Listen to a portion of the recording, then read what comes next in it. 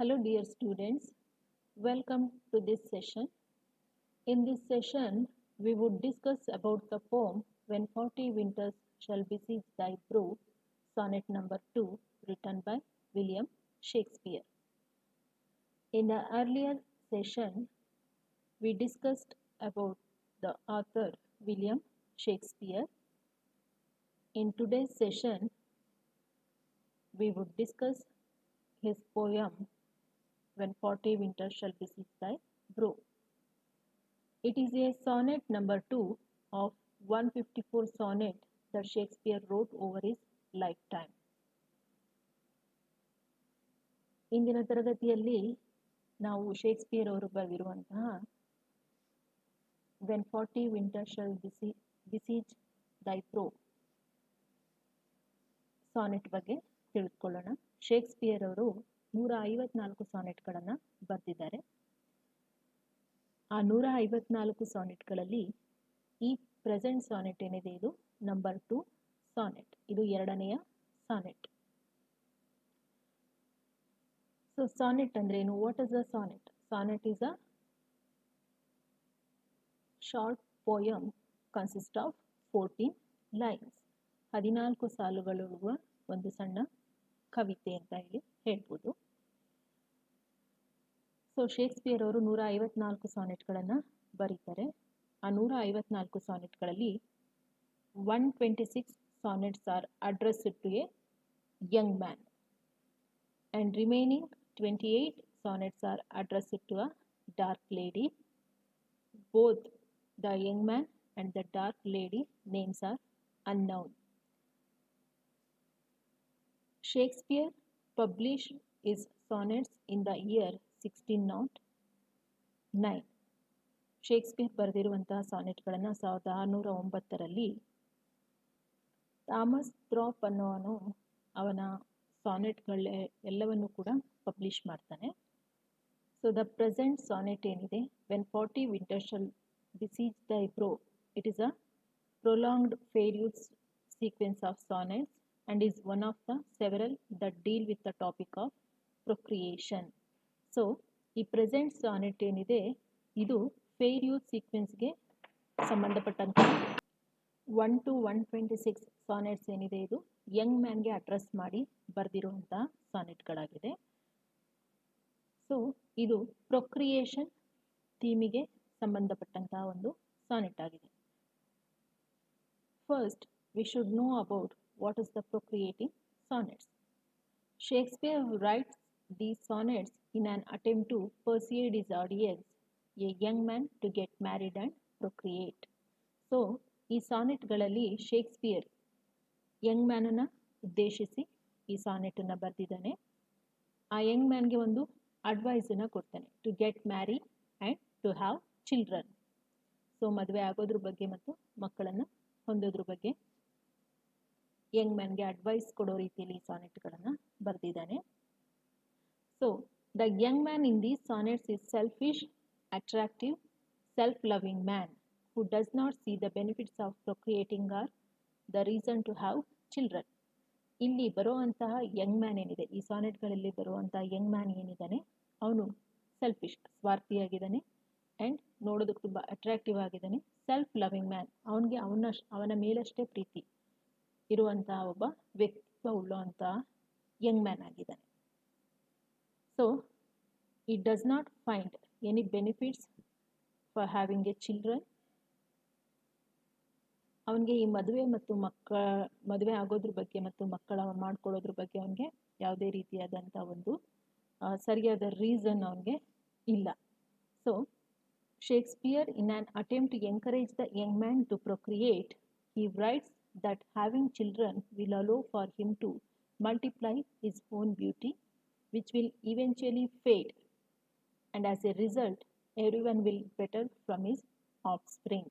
ಇಲ್ಲಿ ಶೇಕ್ಸ್ಪಿಯರ್ ಆ ಯಂಗ್ ಮ್ಯಾನ್ಗೆ ಹೇಳ್ತಾನೆ, ಅಡ್ವೈಸನ್ನು ಕೊಡ್ತಾನೆ. So having a children it will preserve your beauty. So ನಿನ್ನ ಸೌಂದರ್ಯದ ಅಸ್ತಿತ್ವ ಉಳ್ಕೋಬೇಕು ಅಂದರೆ ಅದು ನಿನ್ನ ಮಗುವಿನ ಮೂಲಕ ಮಾತ್ರ ಸಾಧ್ಯ ಆಗುತ್ತೆ ಅನ್ನೋದನ್ನು ಇಲ್ಲಿ ಯಂಗ್ ಮ್ಯಾನ್ಗೆ ಮನವರಿಕೆ ಮಾಡಿಕೊಳ್ಳುವಂಥ ಒಂದು ಪ್ರಯತ್ನ ಈ ಸಾನೆಟ್ನಲ್ಲಿ ನಾವು ಕಾಣ್ತೀವಿ. First I will read the poem. When 40 winters shall besiege thy brow, and dig deep trenches in thy beauty's field, thy youth is proud livery, so gazed on now, will be a tattered weed of small worth held. Then being asked, where all thy beauty lies, where all the treasure of thy lusty days, to save within thine own deep sunken eyes, where an all-eating shame and thriftless praise, how much more price deserved thy beauty's use? If thou couldst answer, this fair child of mine shall sum my count and make my old excuse, proving his beauty by succession thine.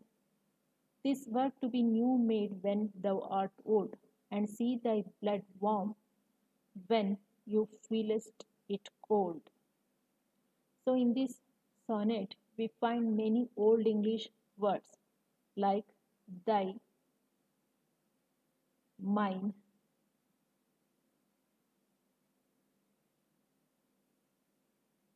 thine. So, thy means you. Shakespeare ಸಾನೆಟ್ಗಳಲ್ಲಿ ನಾವು old English ವರ್ಡ್ಸ್ಗಳನ್ನು ನಾವು ಗಮನಿಸ್ತೀವಿ. So for example ಇಲ್ಲಿ ದೈ ಅಂತ ಹೇಳಿ ಬರೆದಿದ್ದಾರೆ. ದೈ means you ಅಂತ ಹೇಳಿ. ಓಲ್ಡ್ ಇಂಗ್ಲೀಷಲ್ಲಿ ದೈ ಅಂತ ಇದೆ, ಅದು ನ್ಯೂ ಇಂಗ್ಲೀಷಲ್ಲಿ ಯು ಅಂತ ಹೇಳಿ ಅರ್ಥ. ಸೊ ಅದೇ ರೀತಿ ದೈನ್ ಅಂದರೆ ಯುವರ್, ಮೈನ್ ಅಂದರೆ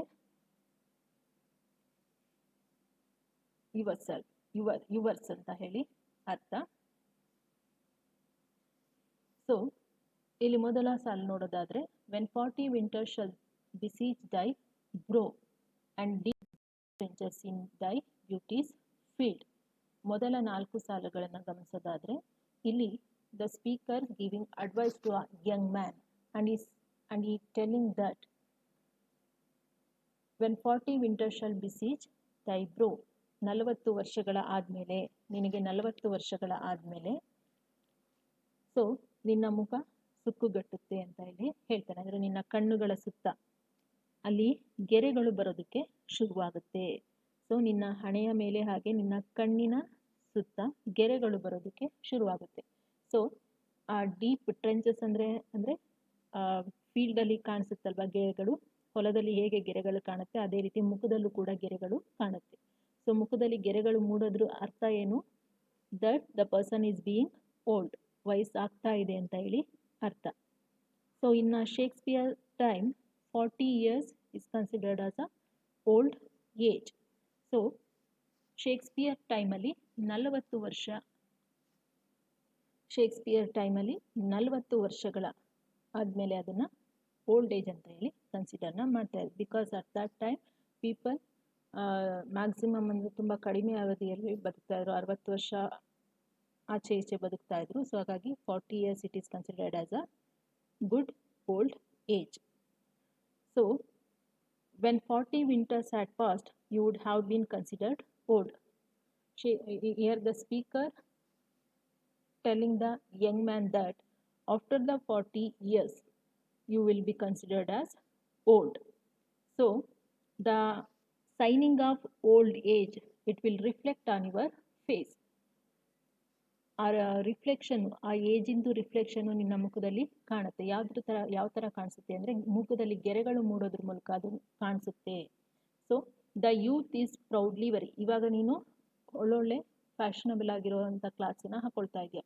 ಪ್ರೌಡ್ಲಿ ವೆರಿ ಅಂತಂದರೆ ಫ್ಯಾಷನಬಲ್ ಕ್ಲಾತ್ಸ್ ಅಂತ ಹೇಳಿ. ಸೊ ಗೇಜ್ಡ್ ಆನ್ ನೌ, ಎಲ್ಲರೂ ಕೂಡ ನೀನು ಅದನ್ನು ಹಾಕೊಂಡಾಗ ಎಲ್ರಿಗೂ ಕೂಡ ಅದು ತುಂಬ ಅಟ್ರಾಕ್ಟಿವ್ ಆಗಿ ಕಾಣಿಸುತ್ತೆ. ಸೊ ಇದು ಇವಾಗ ನೀನು ಏನು ಧರಿಸ್ತಾ ಇದೆಯಾ ಉಡುಪು, ಅದು 40 years ಆದಮೇಲೆ it will be like a tattered weed. So ಒಂಥರ ಅದು ಕೂಡ ಮುದ್ರು ಹೋಗೋ ರೀತಿ ಕಾಣಿಸುತ್ತೆ. ಆವಾಗ ನೀನು ಅಷ್ಟೊಂದು ಅಟ್ರಾಕ್ಟಿವ್ ಆಗಿ ಕಾಣಲ್ಲ. ನೀನು ಎಷ್ಟೇ ಚಂದದ ಬಟ್ಟೆ ಹಾಕೊಂಡ್ರೂ ಕೂಡ ವಯಸ್ಸಾದ್ಮೇಲೆ ನೀನು ಅಟ್ರಾಕ್ಟಿವ್ ಆಗಿ ಕಾಣೋದಿಲ್ಲ ಅಂತ ಹೇಳಿ ಹೇಳ್ತಾ ಇದ್ದಾನೆ. Then being asked where all thy beauty lies, where all the treasure of thy lusty days, to say within thine own deep sunken eyes, were an all eating shame and thriftless praise. So ಆವಾಗ ನಿನ್ನ ಸಮಾಜ question ಮಾಡುತ್ತೆ. Then being asked, ನಿನ್ನನ್ನು question ಮಾಡುತ್ತೆ, where all thy beauty lies, where all your beauty lies, ಎಲ್ಲಿ ಹೋಯ್ತು ನಿನ್ನ ಆ ಸೌಂದರ್ಯ ಅಂತ ಹೇಳಿ ಸಮಾಜ ಕ್ವೆಶನನ್ನು ಮಾಡುತ್ತೆ.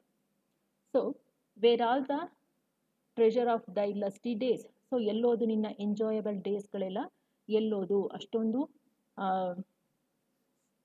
ಎಂಜಾಯ್ ಮಾಡ್ತಾ ಇದ್ದಲ್ಲ ಆ ಡೇಸ್ಗಳೆಲ್ಲ ಎಲ್ಲೋಯ್ತು, ನಿಂದ್ರೊಳಗೆ ಕಳೆದೋಯ್ತಾ ಅಂತ ಹೇಳಿ ಕೇಳ್ತಾರೆ. To say within thine own deep sunken eyes, so ಅವಾಗ ಹೇಳ್ತೀಯಾ ನೋಡಿ ಇಲ್ಲಿ ನನ್ನ ಕಣ್ಣುಗಳು ನೋಡಿ, ನನಗೆ ಅಂದರೆ ಮುದುಡಿ ಹೋಗಿರುವಂಥ ಒಂದು ಅಂದರೆ ಸೈನಿಂಗ್ ಆಗಿರುವಂಥ ಏಜ್ ಸೈನಿಂಗ್ ಆಗಿರುವಂಥ ಕಣ್ಣುಗಳನ್ನು ತೋರಿಸಿ ಹೇಳ್ತೀಯಾ ನೋಡಿ ನನ್ನ ಕಣ್ಣುಗಳಲ್ಲಿ ಕಾಣಿಸ್ತಾ ಇದೆ, ನಾನು ಎಂಜಾಯ್ ಮಾಡಿರೋ ಡೇಸ್ಗಳೆಲ್ಲ ಈ ಕಣ್ಣುಗಳಲ್ಲಿ ಸುಕ್ಕುಗಟ್ಟಿರೋ ಕಣ್ಣುಗಳಲ್ಲಿ ಕಾಣಿಸ್ತಾ ಇದೆ ಅಂತ ಹೇಳ್ತೀಯಾ ಅಂತ ಇಲ್ಲಿ ಸ್ಪೀಕರು ಯಂಗ್ ಮ್ಯಾನ್ಗೆ ಕೇಳ್ತಾ ಇರೋದು. Were an all eating shame and thriftless praise, ತೋರಿಸ್ಬಿಟ್ಟು ಹೇಳ್ತೀಯಾ ಈ ಸುಕ್ಕಟ್ಟಿರೋ ಕಣ್ಣುಗಳಲ್ಲಿ ಸುಕ್ಕುಗಟ್ಟಿರೋ ಮುಖಗಳಲ್ಲಿ ನೀವು ನನ್ನ ಲಸ್ಟಿ ಡೇಸು ಅಥವಾ ಪ್ರೌಡ್ ಲೀವರಿ ಇದನ್ನೆಲ್ಲ ನೋಡಿ ಅಂತ ಹೇಳಿ ಹೇಳ್ತೀಯಾ ಅಂತ ಹೇಳಿ ಕ್ವೆಶನನ್ನು ಅಂದರೆ ಕ್ವೆಶನ್ ಮಾಡೋ ರೀತಿಯಲ್ಲಿ ಕೇಳ್ತಾ ಇದ್ದಾರೆ.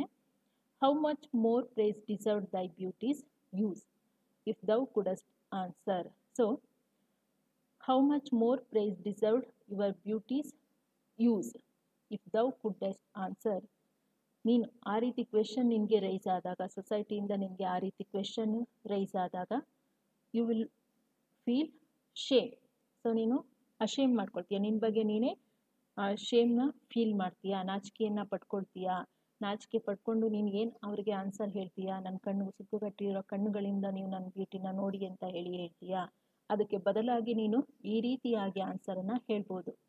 ಸೊ ಅಲ್ಲಿ ಇನ್ವರ್ಟೆಡ್ ಇದರಲ್ಲಿ ಕೊಟೇಶನಲ್ಲಿ ಕೋಟ್ ಮಾಡ್ತೇನೆ, this fair child of mine shall sum my count and make my old excuse.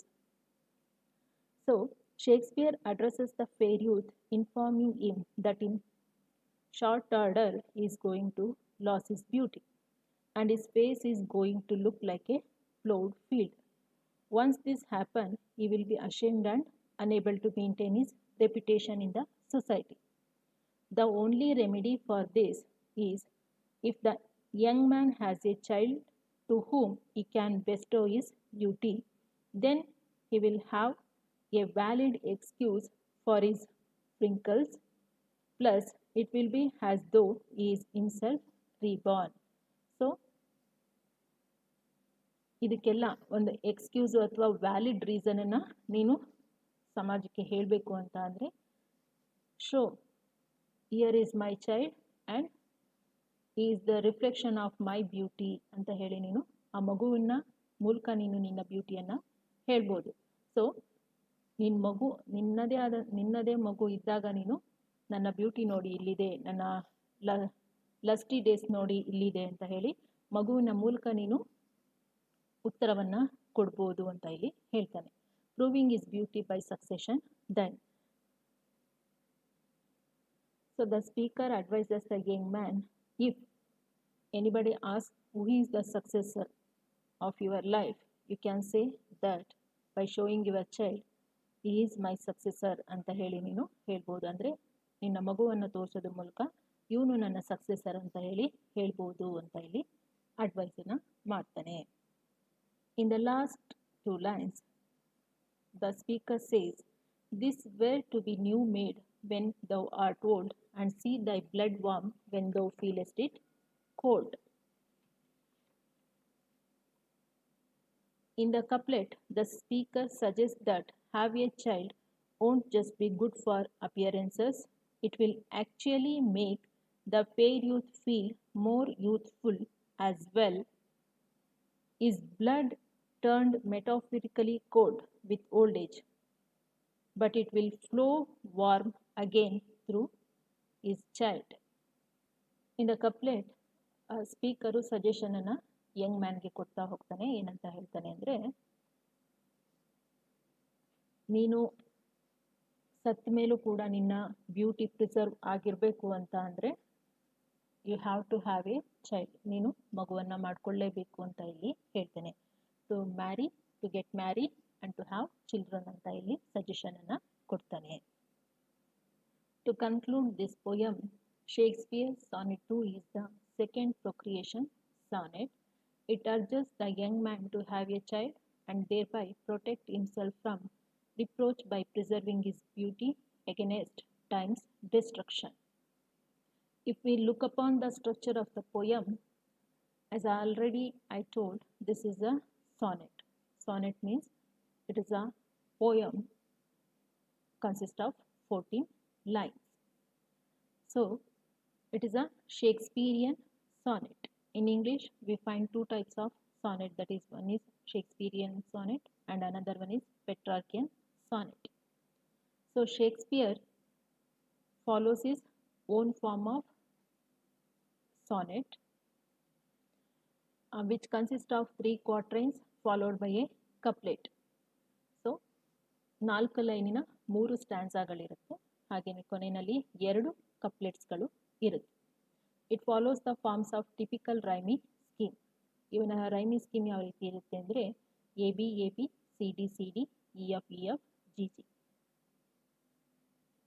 ಈ ಪೋಯಮ್ನಲ್ಲಿ ರೈಮಿಂಗ್ ಕಪ್ಲೆಟ್ನ ಯಾವ ರೀತಿ ಯೂಸ್ ಮಾಡಿದ್ದಾರೆ ಅಂತ ಹೇಳಿ ಗಮನಿಸೋದಾದರೆ, ಇಲ್ಲಿ ಮೊದಲನೇ ಸಾಲಿನ ಕೊನೆಯ ವರ್ಡ್ ಏನಿದೆ ಬ್ರೋ ಆ್ಯಂಡ್ ಮೂರನೇ ಸಾಲಿನ ಕೊನೆಯ ವರ್ಡ್ ಏನಿದೆ ನೋ, ದೀಸ್ ಆರ್ ದ ರೈಮ್ಸ್. ಬ್ರೋ, ನೋ. So it is considered as A and A, and the second line last word is field, that is B, and field head, it is B. So ಅದೇ ರೀತಿ the next stanza, that is the second quatrain ನೋಡೋದಾದ್ರೆ last word lies and then eyes, so it is considered as C, and this is D, and so this type the rhyming scheme will follow, and the last 2 lines old cold, so the words are same, so it is G. So this is called as the Shakespearean sonnet rhyming scheme. So that's all for today's session. Hope you will enjoy this session. Thank you, students.